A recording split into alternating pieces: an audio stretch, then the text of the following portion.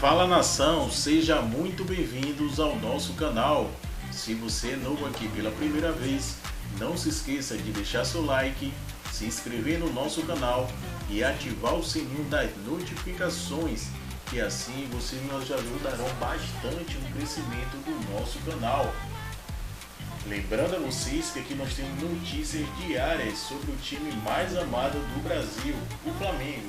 Então, se você não quer perder nada, se inscreva e ative o sininho. Estamos trazendo mais um corte aqui da ESPN Brasil. Deixarei os créditos na descrição desse vídeo do canal da ESPN Brasil.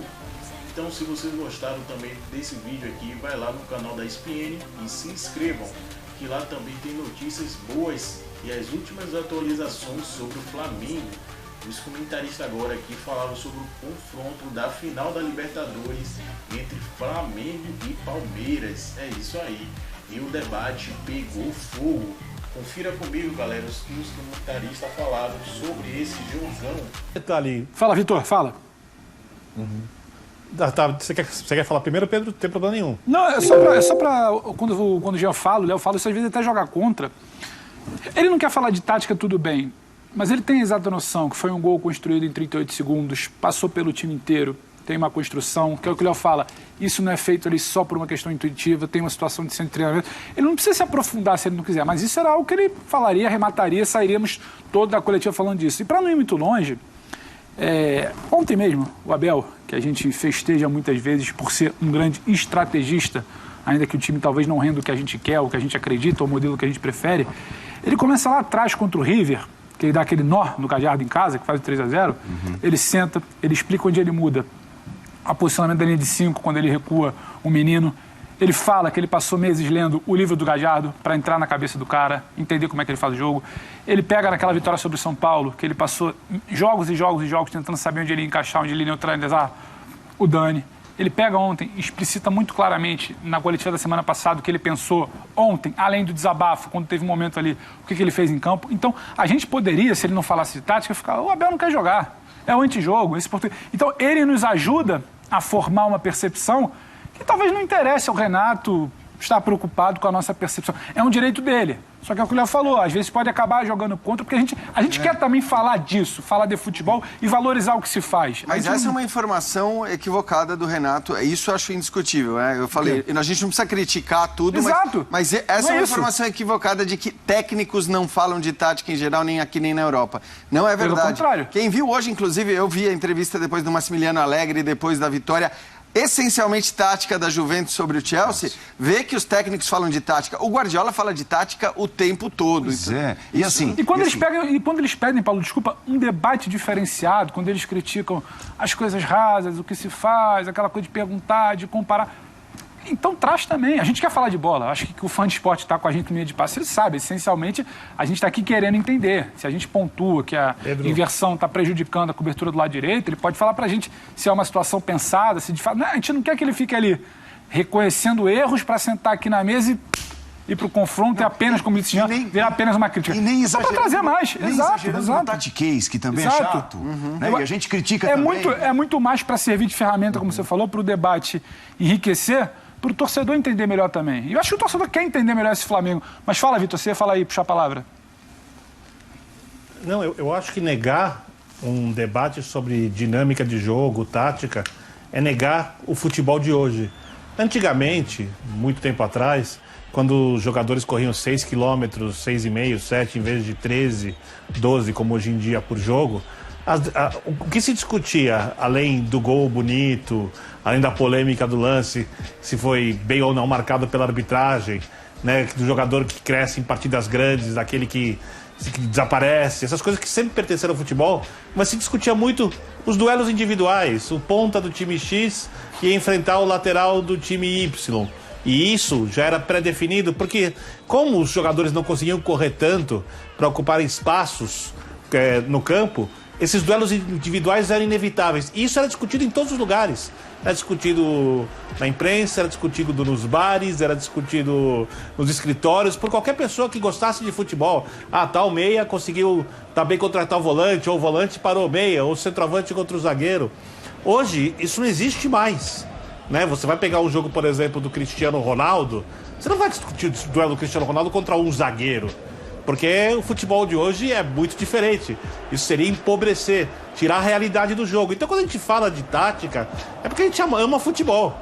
Sem entrar, como disse o Paulo agora, no tatiquês. Ficar esmiuçando com detalhes, aquelas coisas que só quem gosta muito de se aprofundar nisso vai ter interesse. Eu, por exemplo, adoro, mas eu não vou ficar trazendo isso pra cá o tempo inteiro, porque eu acho que em alguns momentos essa discussão é válida e em outros ela vai tornar uma discussão meio chata.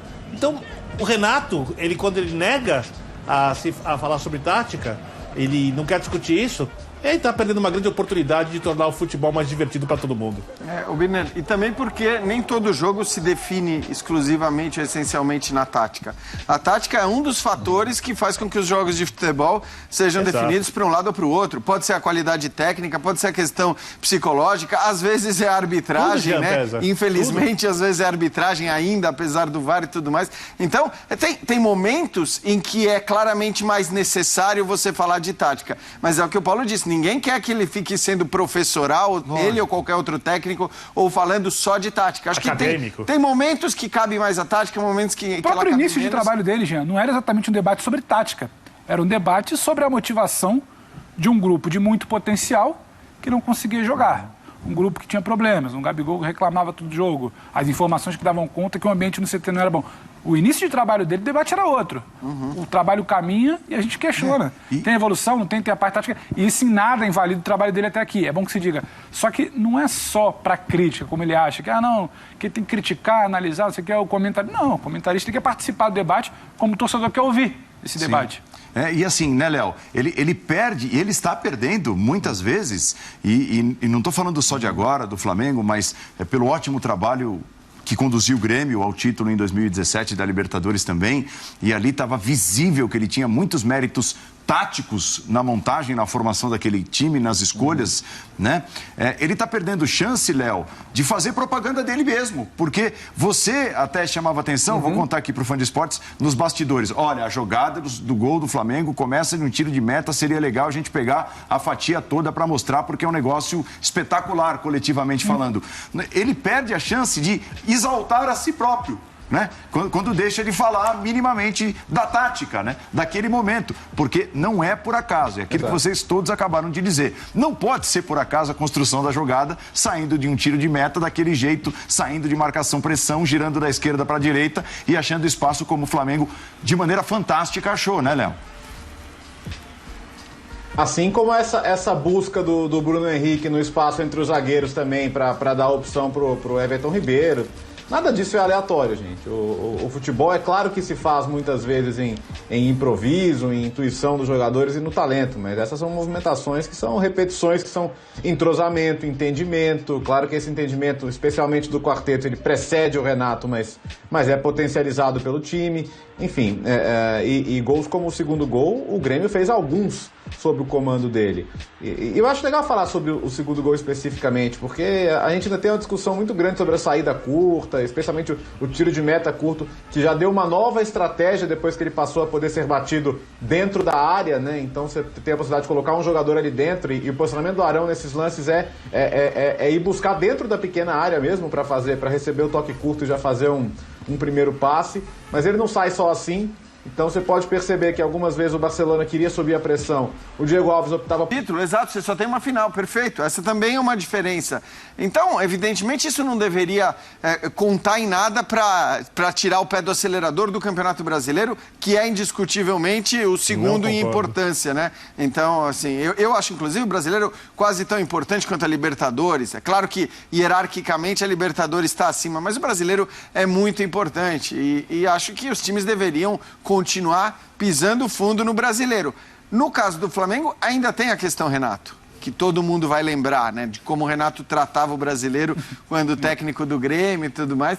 Vamos esperar para que não seja assim, né? Vamos esperar para que nem o Flamengo e nem o Palmeiras esqueçam do brasileiro ou fiquem poupando ou testando ou o que quer que seja, que não seja se dedicar integralmente à disputa do Campeonato Brasileiro, porque aí a gente tende a ter um Campeonato Brasileiro muito mais legal e muito mais emocionante, porque o Galo esse você não tem dúvida nenhuma. Ah, tem a Copa do Brasil Tem também? embaixo. Tem, mas Esse foi o post aqui, galera. Damos os créditos à ESPN Brasil. Deixarei na descrição desse vídeo o link do canal da ESPN Brasil. Então, se vocês quiserem se inscrever lá, se inscrevam também. Se inscreva no nosso canal também, galera. Peço a vocês que isso nos ajuda muito aqui no crescimento do nosso canal e nos incentiva a trazer novos conteúdos para vocês. Após marcar 2 gols na vitória de hoje contra o Barcelona de Guayaquil, Bruno Henrique rasgou o verbo e disse: Bruno Henrique aposta em grande final com o Palmeiras e é sincero, não vimos dificuldade nenhuma. Após o atacante marcar 4 gols em 2 jogos na semifinal da Libertadores contra o Barcelona de Guayaquil e levar o Flamengo mais uma vez à final da Libertadores, ele rasgou o verbo em coletiva na sua entrevista ali depois da partida. A gente sabia que ia ser um jogo muito difícil, mas vimos dificuldades nenhuma, mas botamos a bola no chão e conseguimos jogar, disse sincero o atacante do Flamengo.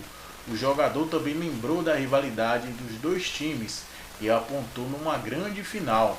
Vai ser uma grande final de 2 times brasileiros. Chegar às 2 melhores equipes, afirmou Bruno Henrique. E aí, galera, o que vocês estão achando dessa grande final da Libertadores 2021 entre Flamengo e Palmeiras? Com certeza, vamos torcer muito para o Mengão, que a freguesia vai continuar e o Flamengo vai ser tricampeão da Libertadores e vai rumo ao tão sonhado bi do Mundial. Galera, peço para vocês aí, se vocês estão novos aqui no canal, se inscreva, que isso nos ajuda muito, mas muito mesmo. Você não sabe quanto aqui no nosso crescimento do nosso canal. Às vezes você acha que é chato, mas isso vai ajudar aqui a trazer novos conteúdos para vocês, mais novidades, atualizações. Então não custa nada nos ajudar no nosso crescimento aqui no nosso canal. Já fui, galera, e até o próximo vídeo.